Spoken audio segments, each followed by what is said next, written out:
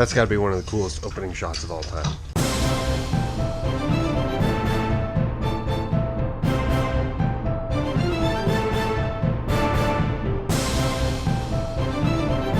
Alright, so I'm heading to work. I don't feel well, so I may come back the second half of the day, but we have a memorial service this morning, so I need to get there to help them set up AV, make sure that they can play the slideshow and some of the music that they want played. So I'm gonna go there.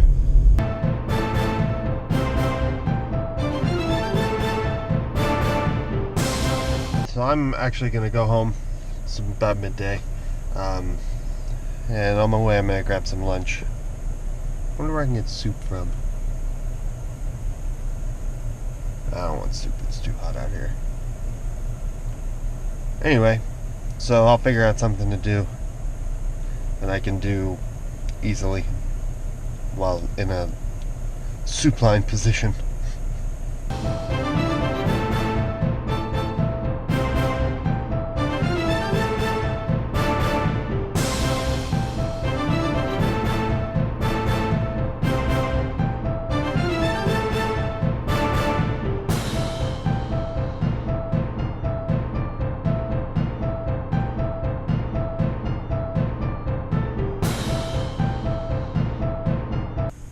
You just wait there. I'm gonna take a nap real quick.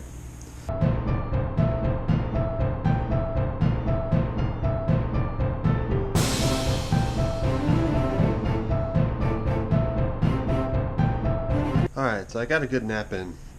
So now, in order to have some kind of content for this, that's not just, me napping and driving a little bit, I'm gonna do a movie review of The Dark Knight.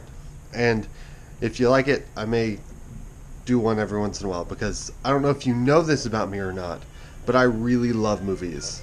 So, here we go.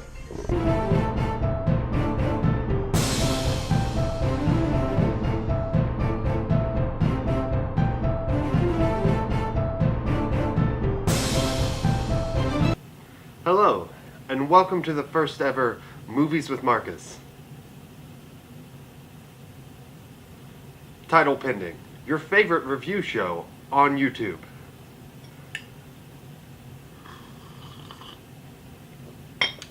Alright, so today is the first time that I will be doing a movie review.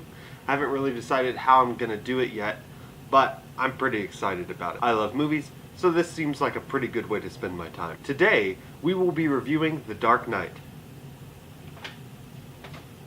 One sec. The Dark Knight. Disclaimer, I'm a little bit of a Christopher Nolan fan. My wife bought me this for Christmas. It's autographed by Christopher Nolan, and he's standing in front of the bat signal. So, this review might be just a little biased. Alright, so I'm going to try not to give away any spoilers, but fair warning, spoiler alert. If you haven't seen this, it came out on this day in 2008, which is July 18th. Came out July 18th, 2008, which by the time this video is uploaded will be July 19th. But that's because I don't plan ahead. So, what did I think about the movie? Awesome movie. It's one of my top 5 favorite movies of all time. This movie is probably the best Batman movie ever made. Now you may be wondering, but Marcus, I just went and saw Batman vs. Superman, and I really want to know your opinion on that. And I know that you do, but we really don't have enough time to cover that suckfest of a movie right now. Now, The Dark Knight is phenomenal. If you haven't seen it, you should definitely stop this video, go watch it, and then come back and watch this. So it's directed by Christopher Nolan, written by Christopher Nolan and David S. Goyer, who helped write all 3 of those movies. This is honestly my favorite of the entire Dark Knight trilogy, which was Batman Begins, Dark Knight, and Dark Knight Rises. Now, before I keep bragging about how awesome this movie is, I do want to mention a few things that are wrong with this movie, because every movie has something wrong with it. In my opinion, there are a few cardinal sins that movies can commit. And this definitely committed one of them, which is replacing an actor or actress between two movies. The Iron Man trilogy did it, replacing Terrence Howard with Don Cheadle. Didn't like it. This trilogy did it, replacing Katie Holmes with Maggie Gyllenhaal. I just don't like it. Personally, it takes me away from the story. When two separate actors are playing the same character, it takes me out, because those actors are not going to play the character the exact same way, nor should they. But they're also not going to look the same. They're not going to sound the same. So everything about that character has now changed, and I'm expected to follow this storyline across and just pretend like, oh yeah, that's fine. There are some exceptions to that rule, being like in Harry Potter, the actor who played Dumbledore passed away and they had to cast a new actor.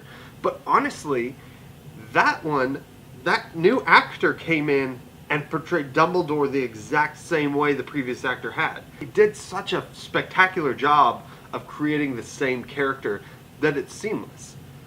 But you can't fault them for replacing that actor. It was by necessity. But this isn't a review for that show.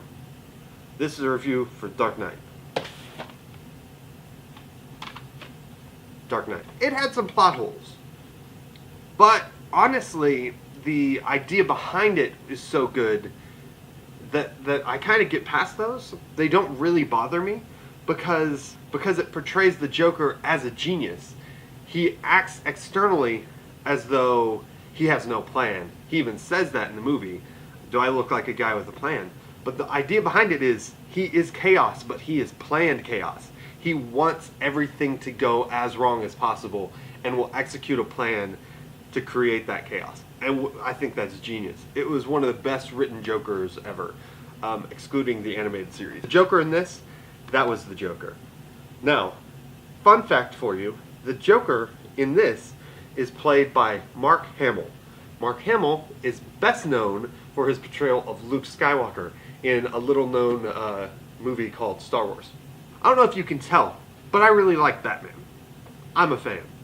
Great story, great acting, great direction, and the cinematography. If you don't know what cinematography is, the cinematographer works in tandem with the director to make sure that the shots and the look of the film are consistent throughout.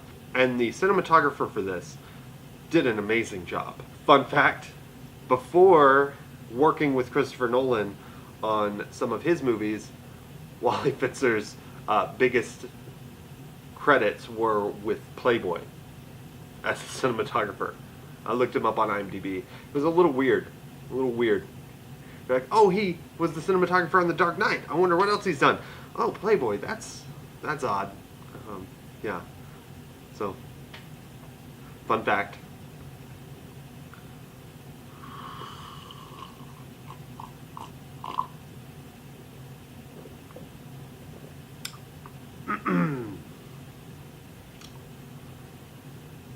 Well, that's all the time we have for today. I hope you enjoyed this segment of Movies with Marcus.